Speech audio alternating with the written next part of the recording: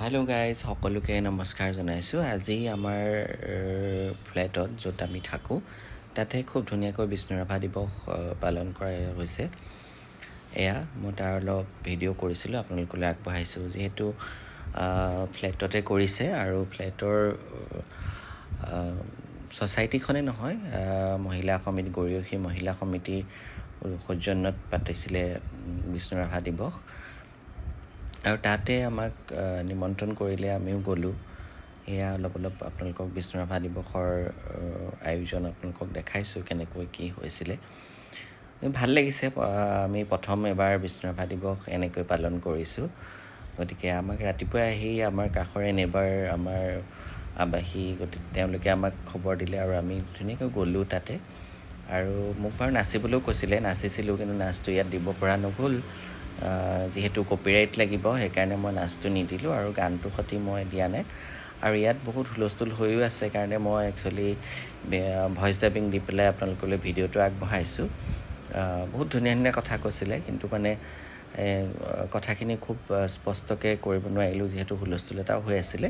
সেইকাৰণে মই আপোনালোকলৈ ভইচ ডাবিং দি পঠাইছিলোঁ। আৰু ইয়াত খুব ধুনীয়াকৈ প্ৰসাদো দিলে, তাৰপিছত খোৱা বোৱাও ধুনীয়াকৈ আয়োজন কৰিছে। আৰু যিকেইগৰাকী মহিলা সমিতিয়ে পাতিছে অনুষ্ঠানটোৱে, গৰিয়সী মহিলা সমিতিয়ে, তেখেতলোকলৈ ধন্যবাদ জনাইছোঁ আমাকো নিমন্ত্ৰণ কৰাৰ বাবে। আৰু মই গানো গাইছিলোঁ বাৰু, গানটো ভিডিঅ' কৰিবলৈ নহ'ল, গতিকে আপোনালোকক দিব পৰা নগ'ল গানটো। গতিকে গানো গাইছিলোঁ, অকণমান নাচিছিলোঁ। যিহেতু একদম খুব প্ৰিপেৰেশ্যনো নাছিলে, তেনেকৈ নাচিছোঁ। এয়া এগৰাকী বাইদেউ কবিতা আবৃত্তি কৰিছিলে। আৰু দেখি এটা বস্তু ভাল লাগিলে, গোটেই মহিলাখিনিৰ মাজত ইমান এটা উৎসাহ, খুব ধুনীয়াকৈ বিষ্ণু ৰাভা দিৱসটো পালন কৰাৰ। আৰু এয়া কবিতা আবৃত্তি কৰিছিলে তেখেতে, যোনে যি পাৰে চবেই কৰিছিলে। আৰু বিষ্ণু ৰাভা দিৱস বুলি ক'লে সৰুৰে পৰা এটা টান আছেই, সৰুটো নাচিছিলোঁৱেই। আৰু গতিকে সেইকাৰণে আমাক যেতিয়া মাতিলে, মোক যেতিয়া ক'লে যে যাবা বুলি তলত আমি পাতিছোঁ, তেতিয়া মই একদম একেষাৰে আহিছোঁ বুলি কৈ বিৰাট ভাল লাগিলে। আৰু বিষ্ণু ৰাভা দিৱস এনেকৈ পালন কৰাটো খুবেই প্ৰয়োজন, জেগাই পালন কৰাটো খুবেই প্ৰয়োজন। যিহেতু বিষ্ণু ৰাভা কিছুমান আজিৰ প্ৰজন্মই চাগে কিছুমানে চিনিয়ে নাপায়। গতিকে বিষ্ণু ৰাভা সংগীতৰ ওপৰত চৰ্চা হোৱাটো আৰু এনেকৈ অনুষ্ঠান পতাটো বিৰাটেই ভাল কথা। আৰু সেইকাৰণে মই যিহেতু কালচাৰেল বস্তুটো ভালেই পাওঁ, সেইকাৰণেও মই গ'লোঁ একচুৱেলি। আৰু তাত উপস্থিত থাকিবলৈ পাই মই নিজকে ধন্য মানিছোঁ, যিহেতু ইমান ধুনীয়া এটা অনুষ্ঠান। আৰু খুব বেছি ডাঙৰকৈও পতা নাই, সৰুকৈ পাতিছে, কিন্তু অনুষ্ঠানটো থাকি বিৰাট ভাল লাগিলে। আৰু আমাৰ আবাসী যোনে আমাক খবৰ দিলে, তেওঁলোকলৈ ধন্যবাদ জনাইছোঁ। এয়া মোক গান গাবলৈ মই গানটো গোৱাৰ আগত অকণমান কথা কৈছিলোঁ তেওঁলোকক, কেনেকৈ কি গোটেইখিনি মই চিনি পোৱাই নাই ফ্লেটৰ মানুহ।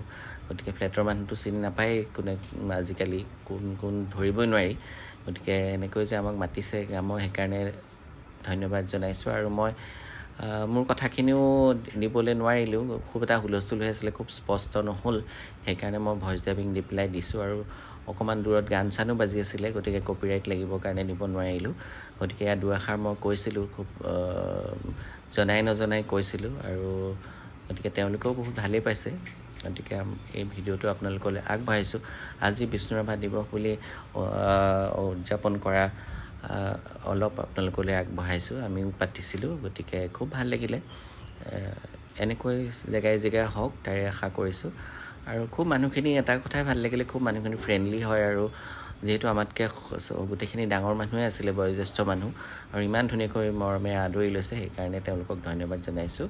এয়া সভা ভাগিবৰে হৈছে। আৰু স্কুলৰ পৰা আহিও এগৰাকী ছোৱালীয়ে গান গাইছিলে, খুব ধুনীয়াকৈ গাইছিলে।